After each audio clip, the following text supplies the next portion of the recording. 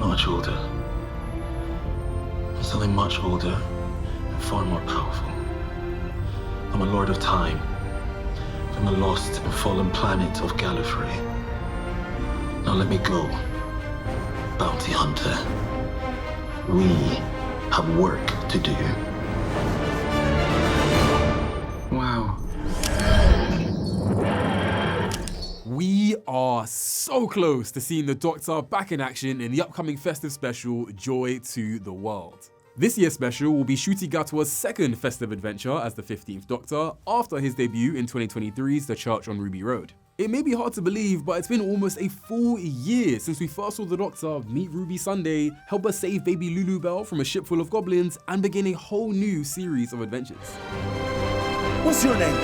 Ruby Sunday. Hello, Ruby Sunday. And it's a Sunday right now. That's a coincidence. I'm the Doctor. Hi. I met you before. Yep. There are creatures. Goblins. Goblins. The goblins. Okay. But we're getting just a little bit ahead of ourselves. Let's revisit the last year of Doctor Who, look back on the journey of our favourite Time Lord, and get you all caught up just in time for Christmas.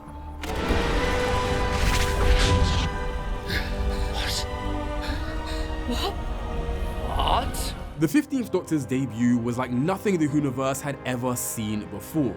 The result of a bi-generation, double the Doctor. And you can find out more about that in our last episode. Now, you two, if you don't mind, there is a great big universe out there, Colin, and I've got to get going. So off you pop, old man. Oh, you're the old man. You're older than me. Actually, that is true. He's younger because you came after him, so you're the older Doctor. Okay, kid. I love you. Get out. Since his first appearance, this Doctor has kept on changing the game and challenging perspectives in a lot of different ways across his adventures. Because every actor brings something new to the character, and the show as a whole when it's their turn in the TARDIS. But what makes Ncuti Gatwa's 15th Doctor stand out? 1963? Oh, no way! It's like the album cover. Oh, I'm having the best time. Oh, look at the cars. Oh, come on! The first most obvious difference is his impeccable sense of style. Every incarnation of the Doctor usually has their own tastes, but they tend to stick to a few variations of the same outfit. But this Doctor has taken full advantage of the TARDIS wardrobe and shown us some very different but all extremely stylish looks. Ooh. Nice. Of course, it's not all about the fashion. You could also say that this Doctor definitely wears his hearts on his sleeve. My world is called Gallifrey. Gallifrey? And where's that? Gone! Ruby, it's gone. It's gone. They died. It was a genocide and they died. The 15th Doctor is much more emotionally open than some of his predecessors, willing to share a lot more about his life and his past. But because he's the Doctor, that means he's also very emotionally intelligent. Who did you lose? What? You lost someone. How'd you know that? Because I know. This Doctor knows how to read people a little better. He can empathize and use his own, very long life experience to appeal to their better nature, or convince them to open up. Why keep going? Because we have to. We have to live each day because they can't. This Doctor feels, trusts, and even loves a lot more openly. And that doesn't just extend to Rogue. The relationships of his past define the ones that he makes in the present. And for this Doctor, the most important relationship so far has been the one with his companion, Ruby Sunday. And you, Ruby Sunday, get this, your very own TARDIS key. What for? I have the whole universe at my fingertips. And I'm all on my own. So I'd love it if you came with me. Getting the TARDIS key on the first trip, that's real trust. Ruby and the Doctor bonded a lot as friends during their time together, especially from sharing a similar past as foundlings who both don't quite know where they truly came from. Because what is a coincidence but a form of accident? Two things bumping together unexpectedly. Like you and me. Ruby's journey to discover who her birth mother was led her and the Doctor to find each other, and it remained a recurring mystery for most of their adventures together.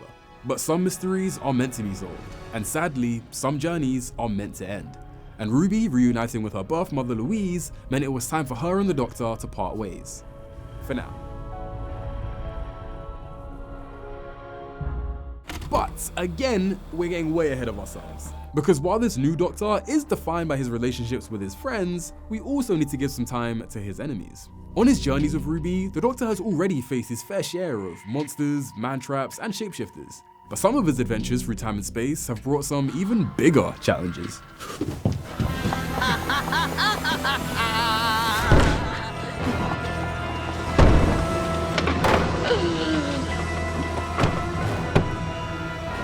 You called. Maestro, the god of music, and child of the Toymaker, which makes them the second god the 15th Doctor has faced. The Doctor has encountered quite a few celestial beings in their lifetime. And again, we have a whole other episode on that. But the Toymaker and Maestro are members of what has come to be known as the Pantheon of gods. Powerful, otherworldly entities that represent all things in the known universe, including There is the Toymaker, the god of games. There is Trickster, the god of traps. There is Maestro, the god of music. There is Reprobate, the god of spite.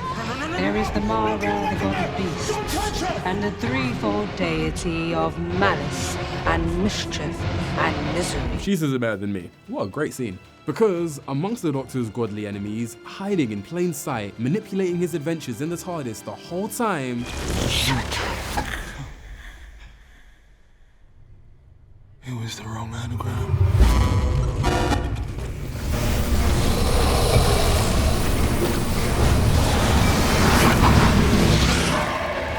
the Doctor has faced Sutekh before, a long time ago. He looks a little different then, but has since ascended to his ultimate form as the god of death. Why is it always the bad guys that turn into gods? Sutekh's plan involved using the TARDIS to create a death wave across the universe. Anywhere the TARDIS had landed, and that's a lot of places, death would spread.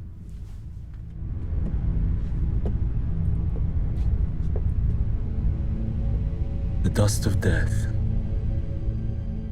The Doctor took this defeat particularly hard, as the death wave was, in many ways, a consequence of his own adventures.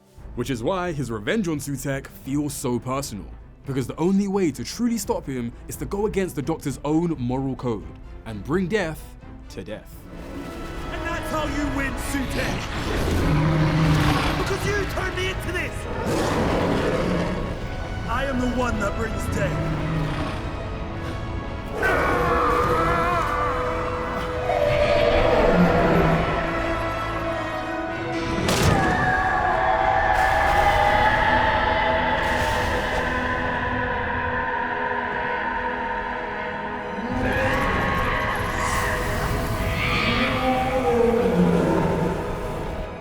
And with that, you're pretty much caught up on the 15th Doctor's adventures so far. From what we've seen, we know this Doctor loves to run and jump and even dance his way through time and space.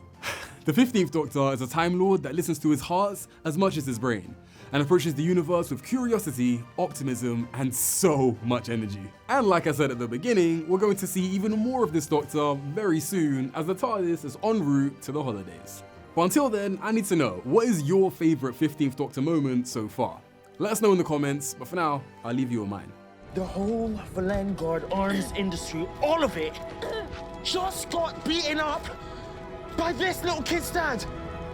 Doctor. Oh, Ruby, Ruby! Oh, why are you lying around missing all the good stuff? A war just got switched off and very possibly sent to bed without his supper. I don't... What happened? Well, it's kind of hard to sum up. I think if I had a diary, it would be a little bit too exciting for words. I think I could write it with drums. Can you write a diary in drums? I bet I could. Oh, boom, ta, ta, boom, ta, ta, boom, ta, ta, boom, ta, ta, boom, ta, ta, boom, ta, ta. Don't forget to click below to subscribe to the official Doctor Who YouTube channel. If you click that button, I promise it probably won't explode. Maybe. I can't guarantee it, but you should try.